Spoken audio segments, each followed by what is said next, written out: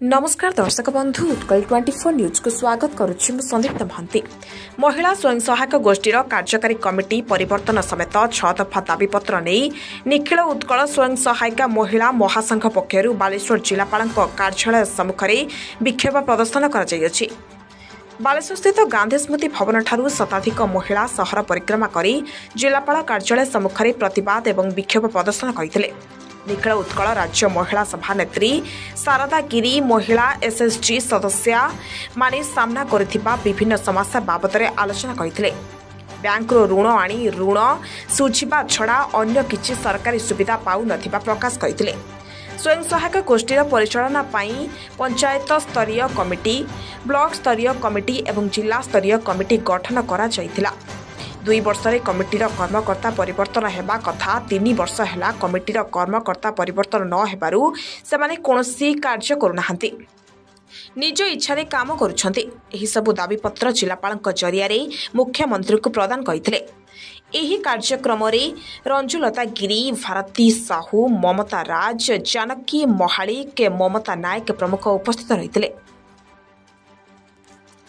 Madam आपन परिचय दियौ। किरण बालाबारी कोन आज काहे के आपन जो कार्यालय सम्मुखर धारणा दैछिल विक्षोभ सर हमरो कार्यालय सामने रे धारणा देबार एक मतलब महामंचर कथा थिले आरसी 2 वर्ष आगरु चेंज हेबे।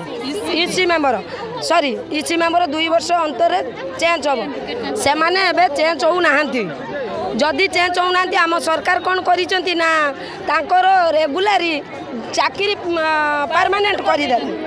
जदि करदेले मोर क्वेश्चन आमे जदि मेंबर न रहिबा तो EC member RC member MBK जो एबीके हो आसीले कोंटू आपन दाबी कोन? हमर दाबी हमर भी दरमा हो, हमर भी भत्ता मिलू, आमे भी हम सब माँ बड़े आमे भी किछि पाई। आमे कोन पाई महिला संघरे थिले, आमे कोन पाई महिला संघरे थिले, जदि सेमाने पाई परबे आमे काहे कि कांदिबा। आमर कोन दाबीटा कोंजु कलेक्टर बा काई आछथि? कलेक्टर पाकु आछे हमर भी भत्ता मिलू। मना संगीता ना बालापा ब्लॉक रु डगरा पंचायत आसीचु। एसएच ग्रुप है हमर श्रीगणेश एसएच ग्रुप। आगे जतले मिशन शक्ति आरंभ हैला ततले होची आमे अंगनवाड़ी द्वारा काम करकी ग्रुप रे प्रेसिडेंट सेक्रेटरी बाछि काम करथुलु। तापर हमको नवीन सरकार मिशन शक्ति आरंभ कले सतरे सीआरपी एमबीके बैंक मित्र आउ ईसी मेंबर गठन कले। ईसी मान को कथा होता 2 वर्ष थरे मंच भांगा जीवो तापर नूतन माँ मानक सुजोग दिया जीवो किंतु 3 वर्ष है मंच भांगार किसी कथा ही नहीं। तेणु आम माँ मैंने भी आम किसी कथा ग्रुप रे जानी पारुनु कि शेयर भी कर पाना माँ मानक। तेणु आम दाबी है आम नूतन मंच गठन कर जाऊ आ पुराना ईसी मंच भांगा जाऊ आउ सबू माँ मैंने जपरी आर्थिक सहायता जोगा जाऊँगी आम माँ मैंने दाबी करमको भी किसी आर्थिक सहायता जोगा जाऊ। तेणु सब माँ मैंने भी उपकृत हो पारे। आम कौन क्या विरोध में आसना आम आम निजर हक दाबी पूरण करने आसीचु। तेणु आम कथा कलेक्टर भी निहाती शुणा दरकार, मोहन सरकार भी शुणा दरकार।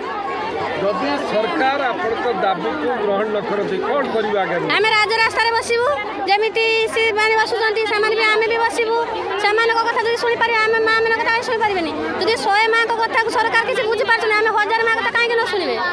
आगे तो एसएज मां मन को नै कि तो ईसी मेंबर की एमबीके सरपी जा भी होले तेन जदि मेंबर माने न रहबे ताने ग्रुप रे आमे होची ईसी सरपी रही करिबे कोन। जदि सामान को रखबे ताने आमे ग्रुप भांगी देबु आमे ग्रुप राखिबोनी। जदि मेंबर मन को किछि आवश्यकता नै सामान को किछि काम नै। आगे बालेश्वर विद्याधर महांती रिपोर्ट उत्कल 24 न्यूज।